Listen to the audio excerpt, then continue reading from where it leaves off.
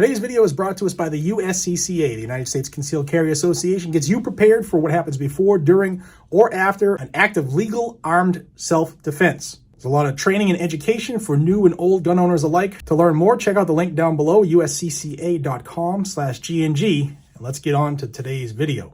Hey guys, I jumped in the passenger seat because I wanted to get this out as soon as possible. And excuse, I'm on my cell phone, so it might be bumpy. We're in an SUV on snow-trodden roads. The Supreme Court, they haven't ruled yet on the vaccine mandates from Joe Biden and his communist agenda. From what I just heard from somebody who is in Capitol Hill area, it will be probably coming down today, and it's a split decision. But what I want to touch base with is I've gotten a lot of people who messaged me saying, "Hey, what did they say? What were the arguments?" And I guess I got a little bit of a bone of contention, and I want you guys' input in this.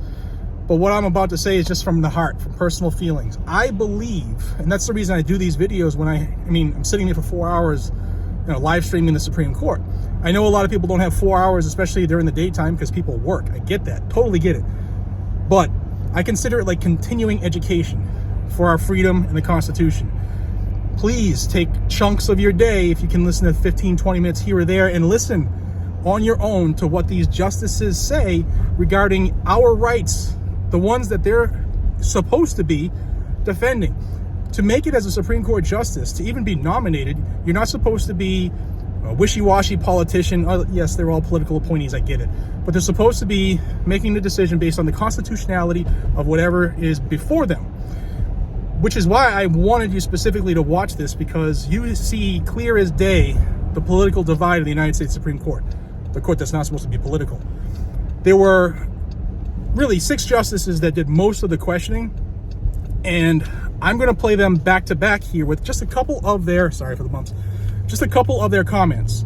I'm going to start with the constitutionalists, kind of. We'll start here with Clarence Thomas, and then I'll come right back before we talk about the clowns. What's the problem you're getting at? Is it the employer not providing, making sure that employees are vaccinated or masked, or is it the employees who decline to be vaccinated or masked? One last question. I think you put quite a bit of weight on the acute crisis that we're in. But would your argument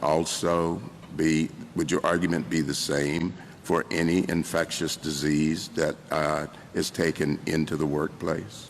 No, I think that with respect to other infectious diseases, it would be necessary for OSHA to develop the record to demonstrate that the requisite risk level that the statute requires is satisfied. It's not that you would do it, but could you do it?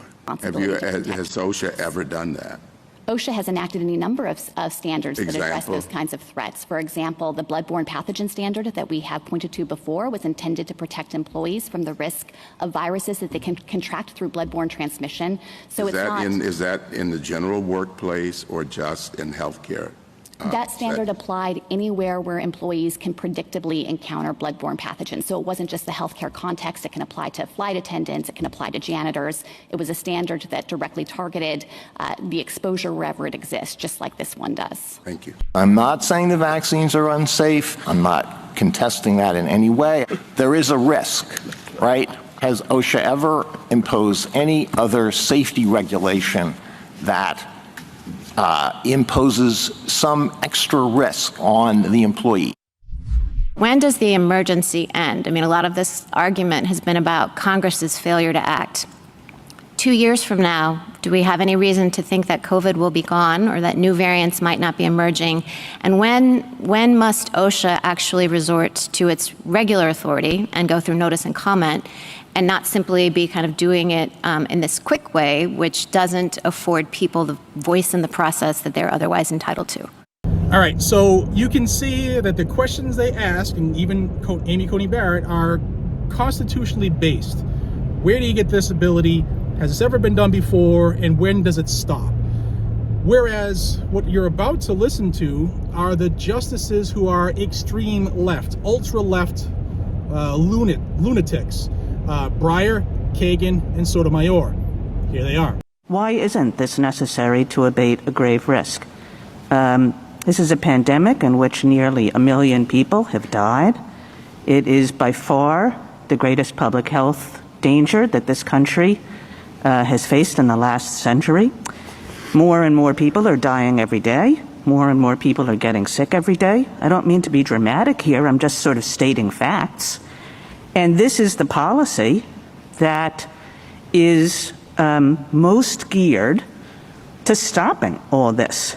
750,000 new cases yesterday. That's 10 times as many as when OSHA put this rule in. Is that what you're doing now to say it's in the public interest in this situation to stop this vaccination rule with nearly 1 million new cases every day? I mean, to me, I would find that unbelievable. If it's within the police power to protect the health and welfare of workers, you seem to be saying the states can do it, but you're saying the federal government can't, even though it's facing the same crisis in interstate commerce that states are facing within their own borders. I am not sure I understand the distinction why the states would have the power, but the federal government wouldn't. Now, Sotomayor just played herself as the dumbest U.S. Supreme Court sitting justice there is related to this. She spewed lies related to COVID that were debunked immediately, even by the Washington Post. So when you have the Washington Post and the CDC saying that the Supreme Court justice doesn't know what the frick she's talking about, it's time to take notice, because that is the power of the mainstream media. They have spewed lies so much that Supreme Court justices aren't seeking the opinions or the facts from doctors. They're just spewing what they've heard on TV. If you want the vaccine, you can get the vaccine. I'm not anti-vaccine. I won't get the vaccine. Why? People always ask me, including my own mother, who's a nurse. Because they don't stop transmission. It's not a real vaccine. Now, if your feelings are hurt with that, sorry, but you need to suck it up and toughen up a little bit. If you can still contract whatever the vaccine is for and spread it, why should there be vaccine mandates if they don't stop the transmission? I'm going to leave you with that question. And if you, what side of the fence you sit on, I really don't mind, guys and gals, because it's America. We can all have difference of opinions and still be on the same team. But that's something you really need to think about to see through this BS. And I've asked you guys a few times, and I'm going to suggest it again for more continuing education. Watch the Joe Rogan Experience interviews that he did with Dr. McCullough and Dr. Malone, and you will see through the smokescreen immediately. In fact, since those interviews, 3 hours with Dr. Malone and I think just about 3 hours with Dr. McCullough, the CDC has come out and said, you know what? Most of the people who have died with COVID had at least 4 comorbidities. And you know what? The PCR test can give you false positives for up to a year. On shoulder ahead. And you're seeing the narrative switch overnight. The lies, guys and gals, see through the lies. Watch the Supreme Court justices, listen to them, and what they said in your own words, because if you ask people for what their summary was, you're going to get a little bit of each person's spin on it. That's why I suggest you listen to it on your own. A little bit of continuing education to make yourself that much more aware of what's going on. I appreciate each and every single one of you. I'm frustrated with this fact. It's not because of you all. It's because Supreme Court justices are just taking the lies that Fauci and everybody had fed them, even though Fauci and everybody has changed their tune, but they're still spewing it on the high court. Let me know what you think down below. Until we see each other again, be safe, stay vigilant, carry a gun to keep you, your friends, your family, your community safe. I will see you on the next one. Please subscribe to the channel if you want more information on this. I will go live as soon as this decision drops. And I will say, although I haven't verified it for myself, to see some major companies in the firearms industry bend over immediately because the Supreme Court didn't rule on Sunday and start making their employees take the jab or get fired, it's a bad look. But more on that, I guess, when this decision comes out. Till then, be safe.